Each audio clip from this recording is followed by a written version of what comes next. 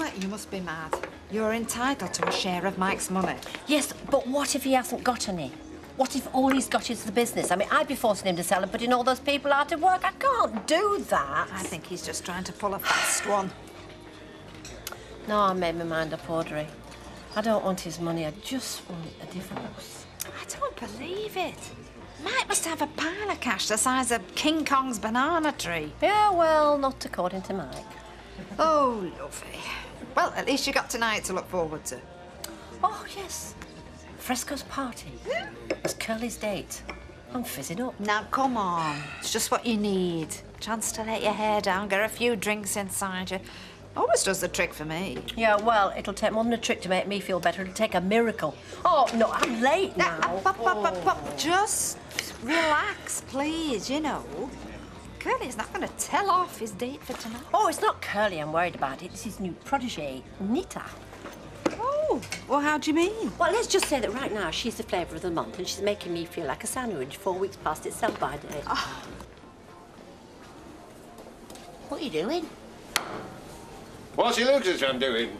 Well, like you check for crease and phones, it reflects on it cleaver if you ask me. There's no shameful in checking one's appearance now and again. A man that loses interest in his appearance loses interest of other folk. And whose interest will you be interested in, Uncle Fred? Mrs. Roberts tonight? Speaking of tonight, you'd be best served in giving some thought to a matter of your own partnership at this evening's festivities. I've told you. I'm going with Maxime and the chat. Listen, Ashley, I understand you're fond of girl. But what good's a lame mare on Gold Cup Day to a young jockey like yourself? I'm not listening to this. I'm only thinking of you, Ashley. No, you're not. All you're thinking about is fixing me up with that blend of peach from Abattoir.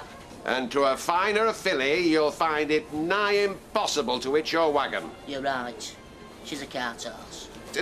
No, she's not.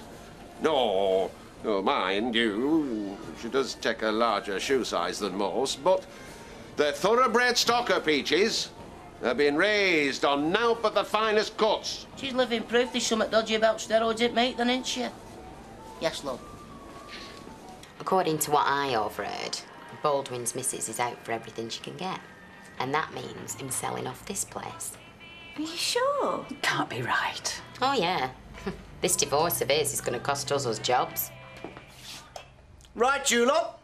Shut up and listen. I want you all to give me the keys to your lockers. What for? Because I said so. That's what for. You'll have to do better than that. That's our own private stuff in them lockers. Well, I have reason to believe that some of it could be mine. What have you got that any of us would want to nick Baldwin? I'm not negotiating. You either give me your keys or you start walking.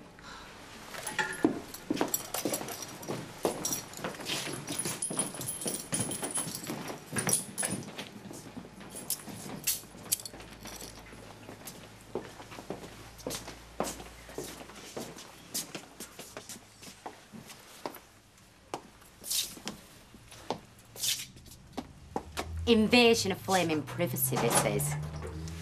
I'm more worried about what I might catch in here. I should be wearing rubber gloves.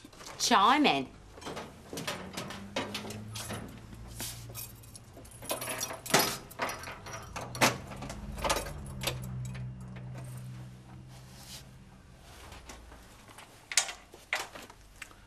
Well? Please, Mr. Baldwin. Save it! You're fired.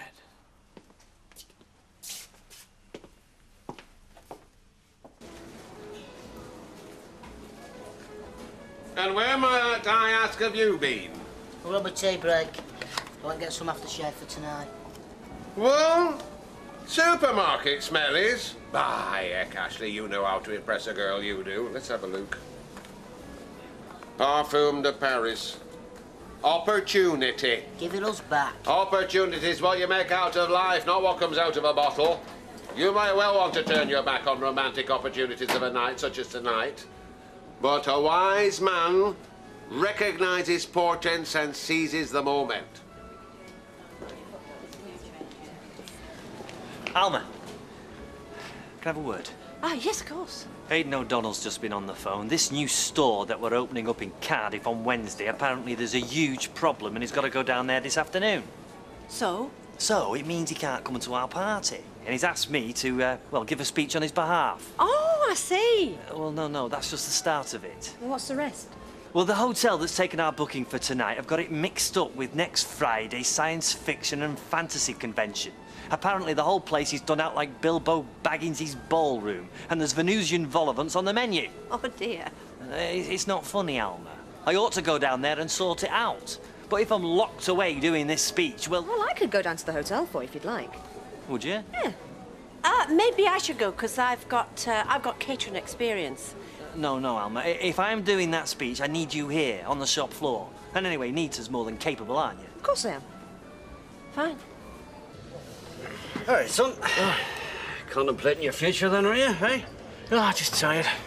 Well, it must be hard work right enough avoiding all them customs, man. Don't expect any sympathy from me, though. Yeah, I won't. What I could do with, though, is a bit of a blowout to pick me up. I suppose you fancy a few pints and a curry? Oh, well, I'd love to, son, but unfortunately the boys down the Leeds and are, well, they're counting on me, you know, for a double top tonight. There we are, love. I'm sure that's right, love. Thanks very much. It is lovely, thank you. Audrey, Oh, hello, Robert. the fates have conspired against me once more. Come again? Not only are you going to the fresco dance tonight, arm in arm with Fred Elliott, I don't even have time to buy you a drink. Ah, well, if that's all that's wrong, just stick around. I'll be ready for another any minute now. It will be a pleasure. Are you looking forward to tonight? Well, to tell you the truth, Ravi, I am and I'm not. Why?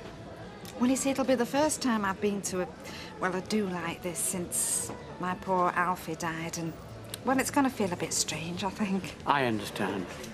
When my wife died, I thought the world had become quieter and lost a little of its color. And I've often thought since that the true beauty and joy of the world is not seeing it, but sharing it with someone you love. Oh, yes, perhaps you're right. I don't know. Barrooms make philosophers out of me.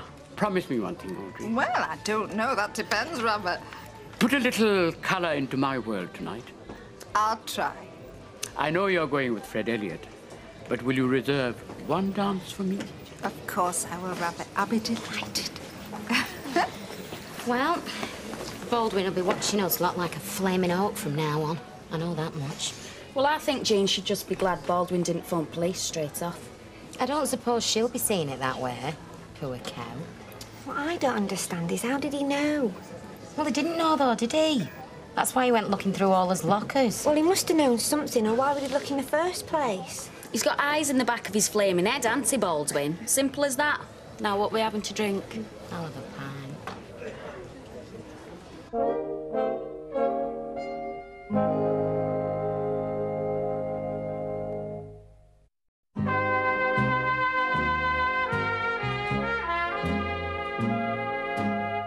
By heck, Audrey, I'd say you look $1 million, except a dollar bill is not worth near enough to do you justice. Oh, Fred, thank you. You've seen this before, I'm afraid.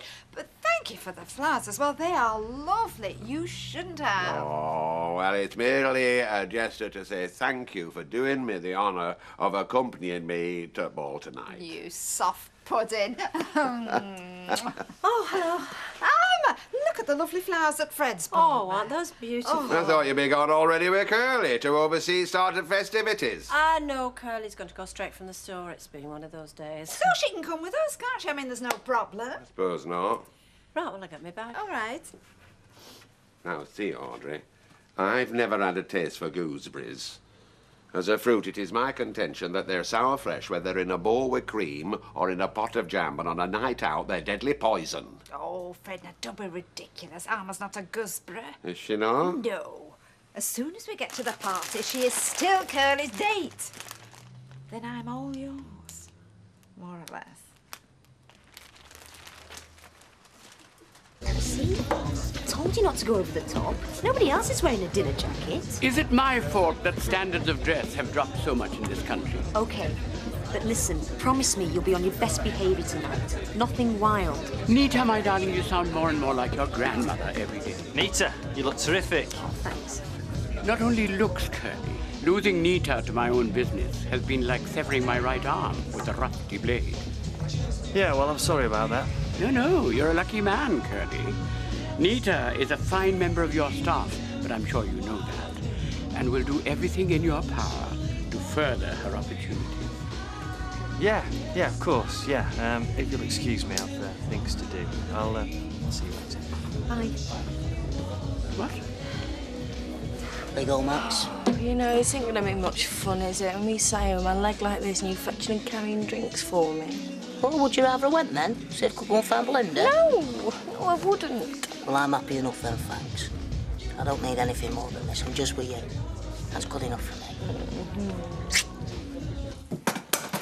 Hayley, have you seen that work surface cleaner? No. What's that? Oh, Roy, I'm sorry. I've got something on my mind. Oh, what? Oh, you know how I said that Mr. Baldwin sacked somebody today? Yes, for stealing. And crime is crime, Hayley. It shouldn't concern you. No, Roy, I'm not saying that. What it is that I've got this feeling that Linda might have tipped him off about her. Linda? Well, if our suspicions about her relationship with Baldwin are correct, well, it's not outside the bounds of possibility, is it? Well, if that's a game, then the girls have a right to know. Huh. Blow the whistle on the whistleblower, eh? Yeah. And it's not just the factory girls. Alma has a right to know what Mike's getting up to. Well, if you'll take my advice, Hayley, you'll keep right out of it. Roy, I can't keep out of it. I'm already involved. I know what's going on. No, you don't. All you have, or all any of us have, are suspicions.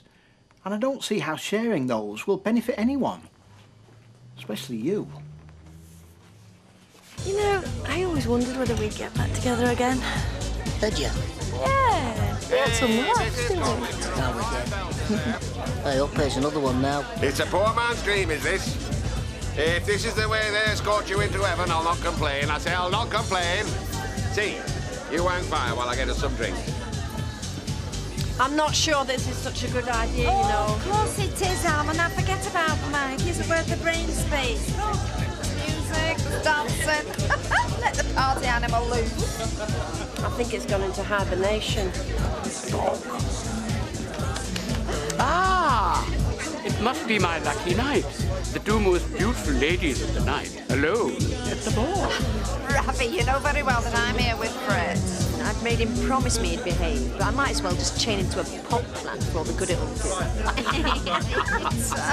So, have you seen Belinda yet? No, I don't think she's here. I've not felt ground shake yet. Now, see our Ashley. That girl Belinda's a peach by name and a peach by nature. As well as by her prospects as being heiress to Coronation Street meat processing plant. A finer peach, any man would find it hard to pluck. Well, she can rot on a branch for all I care. Anyhow, this debate will have to continue later. Somewhat more important's afoot. When I was a young man in Bombay, they used to call me the Buck. Oh, did they indeed? Well, you are certainly looking very dashing tonight, I must say. No, aye, dashing off to Thopra somewhere, are we? As a matter of fact, Fred, I'm standing in at a colleague's temporary guest. Tripped you up there, Fred. Glad to see everyone's enjoying themselves. Oh, hi. Will I do for the manager's date? Alma, you look fab. Nita, may I borrow you for a few minutes? There's a few people I think you ought to meet. Nah, come on, don't worry. Get this down, yeah. Permit me the pleasure, perhaps? Oh, you're... Finish your drink. No, yes, of course.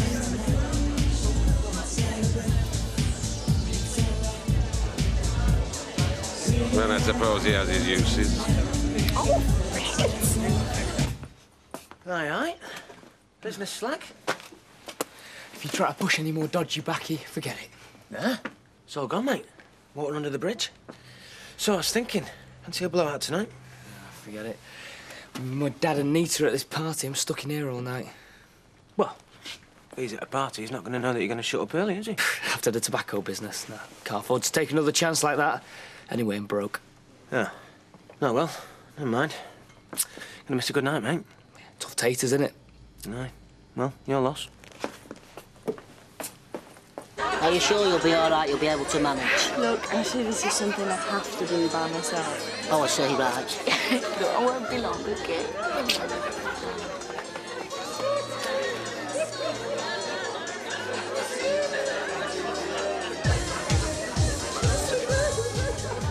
Hello, Ashley. Belinda. Are you hiding from me, Ashley? I'll have none of that, lad. No, of course not. But I'm not on my own, you know. Your Uncle Fred said you were taking care of some lame bird. Don't worry, I don't bite. Not till after midnight, any road.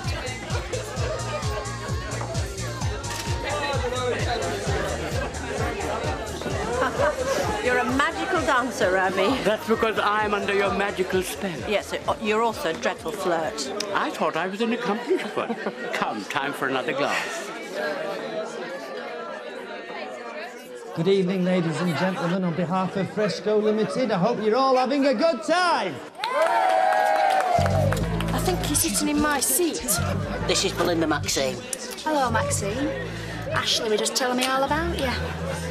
Weren't you? I thought you said you had a face like a pig's backside. Well, I haven't seen her for ages, have I? Ashley was saying you're an hairdresser. Beauty consultant, actually. Oh, why? I'm a model, mate. Oh, that's funny. I thought you worked at x264 Street Abattoir. I just do that part-time for my dad. Working in an abattoir, it's not a career, is it? Mind. I do love working with animals. Right, £1.60, love. Thanks, Betsy. Stop. May as well take one for yourself. No one else seems to be drinking with me this evening. Ah, thanks, love. Although, whatever Linda's having, please, Betsy. Oh, thanks. I'll have a bottle of red wine to go. Ah. Right. Things are just getting better and better. The old man's out. The house is free. Thanks. Don't get lonely in that house by yourself, will you? Bye. Well, you're enjoying yourself, I must say.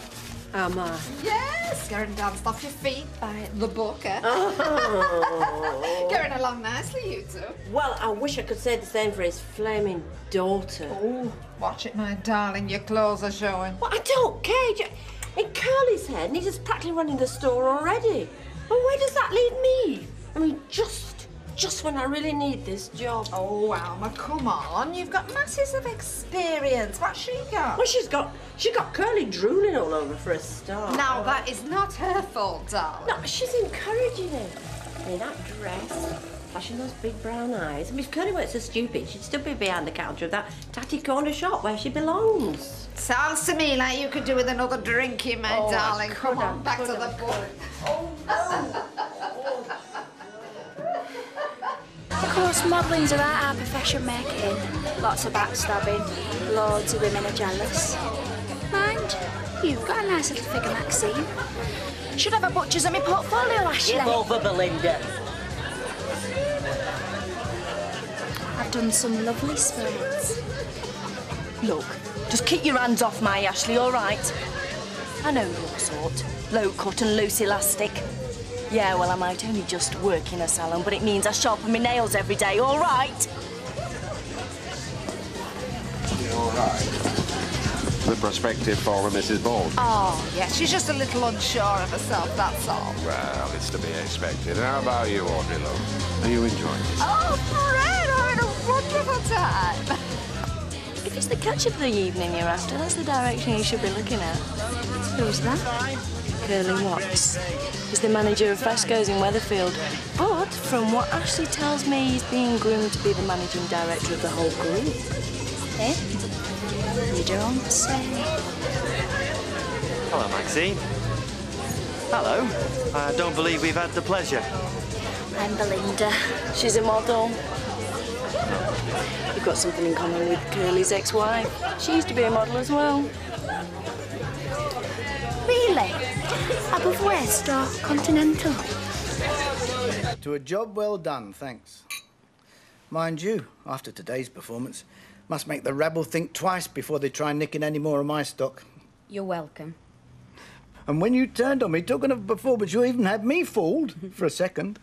Well, I'm in a bit of a spot, aren't I, Mike? I didn't want anyone suspecting anything. You're wasting your talents, girl. You should be knocking on the door of MI5. Mind you, it has its advantages, having a spy on the shop floor. Well, I hope that's not all I am to you. Just a spy. No. No way, darling. Still, we do make a great team, don't we? Cheers. Cheers. Oh, poor Curly. It's like dancing with a mole and octopus. Oh, more like a praying mantis, you mean? Hey, that'll be last dance. Do you think you could manage it? Just the last dance? I promise I'll hold you tight if it helps. Go on, then. You know, if we closed our eyes, we could almost be dancing at a mass ball in Venice. I don't think my imagination's that good, Fred. No? Well, why don't I make it easier for you? How do you mean? Well, instead of using your imagination, why don't we go and do it for real? What? 2 of us together? Why not the 2 of us on honeymoon? Audrey, you did promise me one dance, and this is my last chance. Robbie, yeah. So, are you dancing, Fred? No, Alma. I've lost the art for it. I bet he's like dancing with somebody with a wooden top. Hey, listen. Was it right what you said earlier? When he was wondering if we'd ever get back together? Of course it was. Only my Uncle Fred said something today. About opportunities not coming out of a bottle. What do you mean? Opportunities are what makes life. That's what he says. I reckon he's right. It's what we've got now. Second time round. What? I don't want to lose a second chance, Maxine. Not ever. Ashley. You don't have to answer me, not yet. I want to know. Will you marry me?